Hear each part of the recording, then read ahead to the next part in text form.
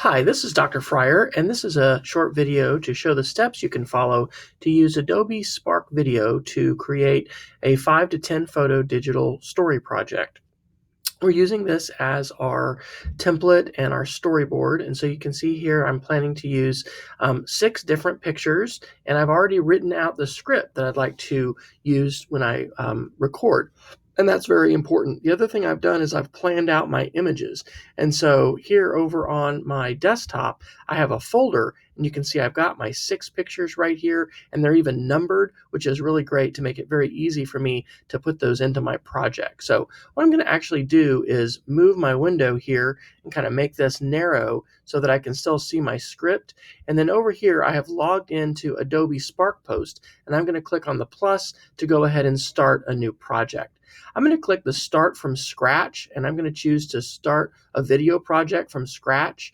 And I'll call this Waiting for Rachel. It's going to be the title of my project. And then instead of using a template, I would recommend clicking this that says Start from Scratch. And then it's going to allow you to start putting in your pictures, and then you're going to be able to record your video.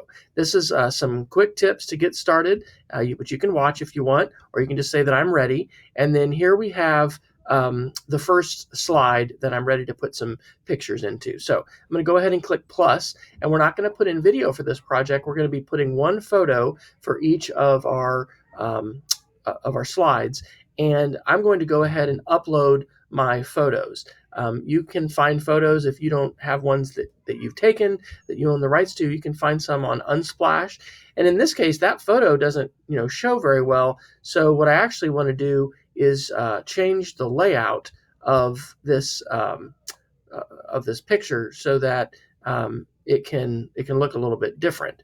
I can also choose how much zoom I want, like that. So that's going to be good. And then I can choose to add some additional content if I want, but actually I think I'm just going to go with that.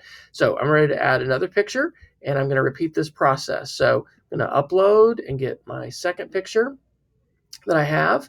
And again, if I need to edit this a little bit so that I can see this a little bit better, I can. And then I'm going to add my third picture. It really helps to have your pictures all organized, and that one's probably fine. And that way you don't have to hunt around. I'm going to recommend that you, just like I did, get all of your pictures together before you start to record your story. And that is really going to help everything go a lot faster.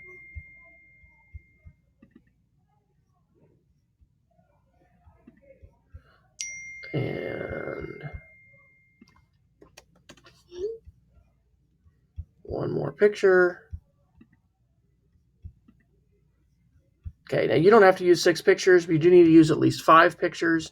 And that's what I've got here. Okay, I've got my 5 pictures. So what I'm ready to do now is record, and I have my script right here for my slides.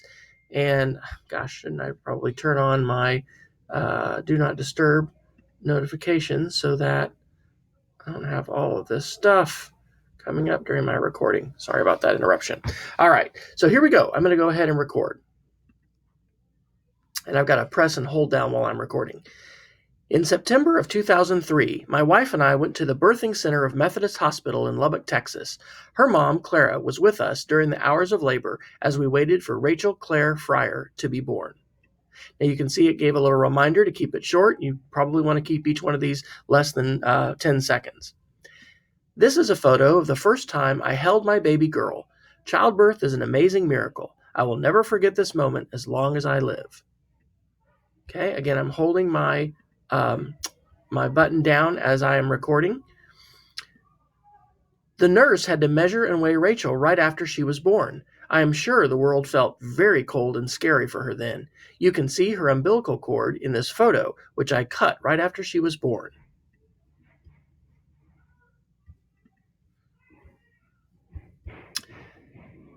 This is a photo of the first time Sarah met her new baby sister. It has been wonderful to see both these young girls grow up together and become loving sisters together. Make sure you don't release your mouse too soon as you're recording. This is Rachel's older brother, Alexander, holding her for the first time. It is a big responsibility to have a little brother or sister to take care of. And then here's my last picture. This is a photo of Rachel and I last week before school on her birthday when she turned 16. How thankful I am to be able to be her dad and to help her continue to grow into a kind, caring, and responsible young woman. I thank God for our daughter, Rachel. All right, and so I'm done. Now you can see that there are some other choices over here in terms of layout for your different pictures. There's also a place here to add your credits, and so I can say photos by Wesley and I think Wesley Fryer and Carl. Well, I think maybe grandmother, my wife's mom, took some of those pictures too. And you can put whatever else that you need to on here. I'll say all photos shared on Flickr. If you get them from Unsplash or whatever, you can put that here. So this is your attribution or your credits. You can also choose to make that larger or smaller.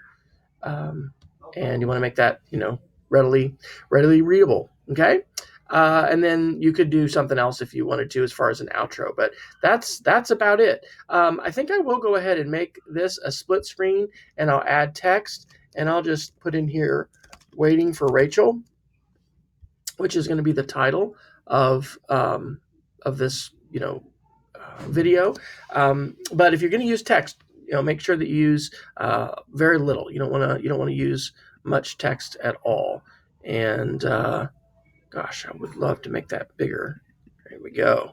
So you want to try to make your images really as large as you can. Okay, well there you go. Well, so now I've put all of my pictures in. I've recorded. I am done. And so when you are finished, it is a good idea to preview and listen to your video, make sure it's correct. And if you need to make a change, you can always go in and re-record on one of those. But I'm finished now. And so what I'm going to choose to do are two things. I'm going to choose to share. And I think this is probably lifestyle. This is family. And so I'll create a link. And so I'm going to share this. It is going to go ahead and make this video into a compressed video. And so the entire thing is going to be available as a link. And then I can turn that link in as my project. It's also possible to download your project, but I'd like you to go ahead and create a link for that and turn that in. And so this link is what you'll actually turn into Google Classroom as your finished project. Now, depending on how many pictures you have, how much recording you have, that kind of depends on how long it's going to take for it to go through this creation process. And that's what this progress bar up here is telling us. But once we are finished, it is going to give us a link, dun, da, da, and there it is. And you can see that I have an option to share it right to Google Classroom. You can also go ahead and click copy, and you can then paste that in, and that is what you're going to turn in. So my link as a finished project is going to not require anybody to be logged in. They're going to be able to see it, but it also may take a little while for it to process, and so you may have to wait just a little while for that to finish. So that's it. Good luck with your project. I look forward to seeing the exciting and wonderful videos that you are going to create.